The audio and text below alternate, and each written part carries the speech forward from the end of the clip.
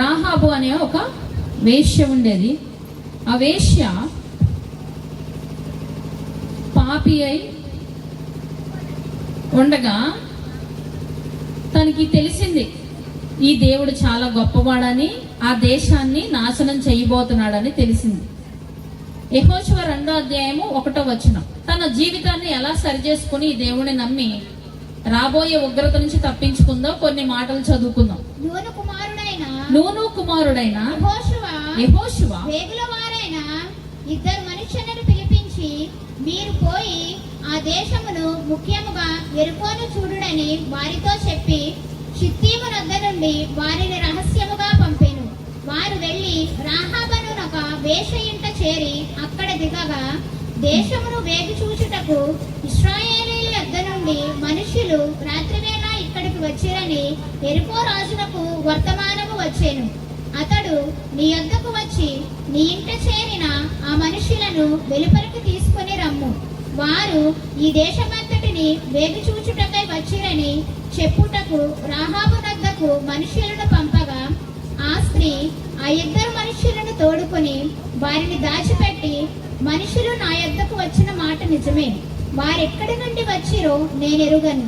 చీకటి పడుచుండగా గవిని వేయబడి వేళను ఆ మనుషులు వెలుపలికి వెళ్ళిరి అని ఆ కుటుంబాన్ని, ఆ 2 మనుషుల్ని, ఇజ్రాయెల్ నుంచి వచ్చిన 2 మనుషుల్ని కాపాడింది. తను 2వ అధ్యాయం 10వ వచనంలో ఈ దేవుడి గురించి ఏమందో చూద్దాం. మీరు ఐగుప్తు దేశంలో నుండి వచ్చినప్పుడు మీ ఎదుట యెహోవా ఎర్ర సముద్రపు నీరును ఎలాగ ఆరిపోచేసెను. తీరమునున్న 2 రాజులైన సీహోరుకు ఓగుకు అనగా మీరు వారిని ఎలాగ నిర్మూలన చేసితిరో ఆ సంగతి మేము వింటిమి. మేము వినినప్పుడు, ఇది చూడండి 22వ అధ్యాయము 11వ వచనంలో, మేము వినినప్పుడు గుండెలు కరిగిపోయేను. ఏమనిపించినాయి అండి వాళ్ళకి? మా గుండెలు కరిగిపోయేను. ఆ కాలములో ఇజ్రాయేలీయులు నడుస్తున్నప్పుడంట దేవుడు వారితో ఉన్న విధానం చూసి వారి గుండెలంట కరిగిపోయినాయి అంట. ఈరోజు ఇది మనకి ఎందుకు చెప్తానంటే, మనలో చాలా మందికి ఈ దేవుడు గొప్పతనం ఏంటో తెలియదు, ఎంతమందికో తెలియదు. బైబిల్ చదువుతున్న వాళ్ళకే తెలియదు ఈ గొప్పతనం, ఇంకా చదవని వాళ్ళకి ఇంకా అసలు తెలియదు.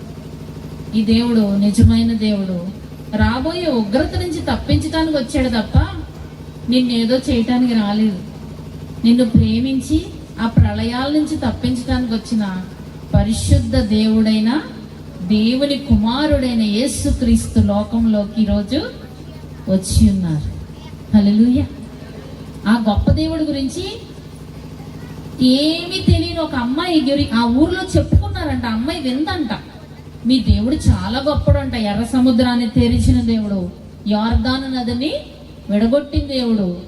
మరి మీ దేవుడు అంటే మా ఊరు వాళ్ళందరికీ భయం పుట్టించేశాడు, మీ గురించి మేము విన్నప్పుడు మా గుండెలు చెదిరిపోయాయి అని చెప్పుతుందంట. హల్లెలూయా. ఈ దేవుడు ఎంత పవర్ఫుల్ అంటే, జల ప్రళయముల మీద నివసించి నిత్యము రాజుగా ఉన్న దేవుడు. హల్లెలూయా. Praise the Lord. ఈ మహోన్నతుడిని ఎంత పొగిడినా తక్కువే. అలాంటి మహోన్నతుడు తన కుమారుని బలిగా ఇచ్చాడు. జల ప్రళయం రాబోతున్న దగ్గర నుంచి మీలో ఏ ఒక్కరిని నాశనం అవ్వకూడదని, ఆ రక్తం దగ్గరికి వచ్చిన ప్రతి ఒక్కరిని ప్రక్షాళన చేసి క్షమించి మిమ్మల్ని అందరినీ ఆ ఉగ్రత నుంచి తప్పించాలని. ఆమె ఇంకొన్ని వచనాలు చూసుకుందాం మనం.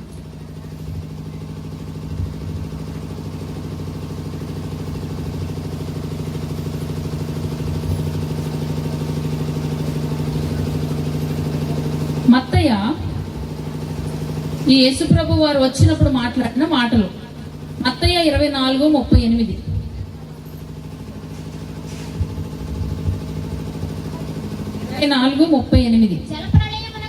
జల ప్రళయమునకు ముందటి దినములలో నోవాహు ఓడలోనికి వెళ్ళిన దినము వరకు వారు తినుచు త్రాగుచు పెండ్లి చేసుకొనుచు పెండ్లికిచ్చుచూ నుండి జల ప్రళయము వచ్చి అందరినీ కొట్టుకొని పోవు వరకు. అందరూ వినండమ్మా, ఈ దేవుడు గొప్పోడు, వినండమ్మా. తర్వాత చాలా సమయం ఉంది, కానీ ఈ దేవుడి గురించి వినే ఒక్క మాట కూడా మిమ్మల్ని ఆ ప్రళయం నుంచి తప్పించి వస్తుందేమో. జాగ్రత్తగా వినండి ప్లీజ్. అక్కడ జల ప్రళయం వచ్చి అందరినీ కొట్టుకొని పోవు వరకు ఎరుగకపోయిరి. అలాగుననే మనుష్య కుమారుని రాకడ ఉండును. దేవుని రాకడ ఎలా ఉంటుంది? చక్కగా పెళ్లిళ్ళకి ఇచ్చుకుంటూ ఇల్లులు కట్టుకుంటూ సంతోషిస్తున్న సమయంలో ఎప్పుడు వస్తుందో తెలియదు, ఉగ్రత రాబోతుంది.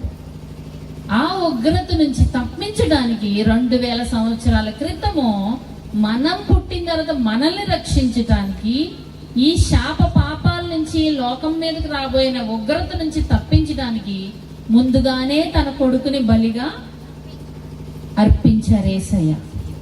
ఈరోజు మీకు ఎవరికైనా ఒక్కరికైనా నేను తప్పు చేస్తున్నాను, నోటితో ఇష్టం వచ్చినట్టు మాట్లాడుతున్నాను, నేను చెడ్డగా ఆలోచిస్తున్నాను, నేను పాపపు మాటలు మాట్లాడుతున్నాను, చూస్తున్నాను, నేను రాబోయే ఉగ్రత నుంచి తప్పించుకోవాలి అని ఆ రాహాబులాగా గాని గుండె చెదురుండుంటే, ఆ దేవుడు వచ్చేస్తున్నాడని మీ గుండె ఒకవేళ చెదురుంటే, మీ పాపాల నిమిత్తం ఆయన దగ్గరికి రండి. ఈరోజు మీ పాపాలని క్షమించే దేవుడు ఆయన, మిమ్మల్ని రక్షించే దేవుడు.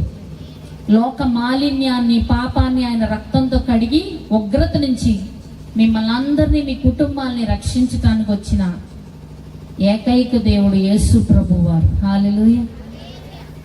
ఆ తర్వాత పోనీ ఇక్కడే ఉందా అంటే యేసు ప్రభువు వారు ఇంకో వచనం చెప్తున్నారు. లూకా 17వ అధ్యాయము 28వ వచనము ఒకసారి, 27వ వచనం, 17, 27లో ఒకసారి చదువు. నోవాహు ఓడలోనికి వెళ్ళిన దినము వరకు జనులు తినుచు త్రాగుచు పెండ్లాడుచు, ఒక నిమిషం అమ్మనే చదువుతారా, పెండ్లాడుచు పెండ్లికి ఇచ్చుచు నుండి అంతలో జల ప్రళయం వచ్చి వారందరినీ నాశనము చేసిన. కరోనా ఎంతసేపట్లో వచ్చిందండి? ఎక్కడో చైనాలో ఉంది, తక్కువని ఇండియాలో వచ్చింది. జల ప్రయాణం ఎక్కడో స్టార్ట్ అవుతుంది, ఊరు లేకపోతే ఇల్లు కొట్టుకుపోతాం. పాపాలు ఒప్పుకోకపోతే నాశనం అయిపోతాం. అందరూ కూడా ఈ మధ్యలో అసలు ఆధ్యాత్మిక స్థితిని మర్చిపోయాం. అందరూ సినిమాలు, షికార్లు, పండగలు, పబ్బాలు, ఇదే కదా రాసింది. పెళ్లిళ్ళకి ఇచ్చుచు, పెళ్లికి తీసుకుంటూ సరదాగా సంతోషంగా, ఎవరికి ఆత్మీయత లేకుండా, ఒకరికొకరు అనుబంధం లేకుండా, ఒకరికొకరు పంచుకోకుండా, ఒకరికొకరు హృదయపూర్వకంగా ప్రేమించుకోకుండా ఉన్న దినాలు ఇవి. ఒక దగ్గర రాసాడు, అంత్య దినాలు ఎలా ఉంటాయంటే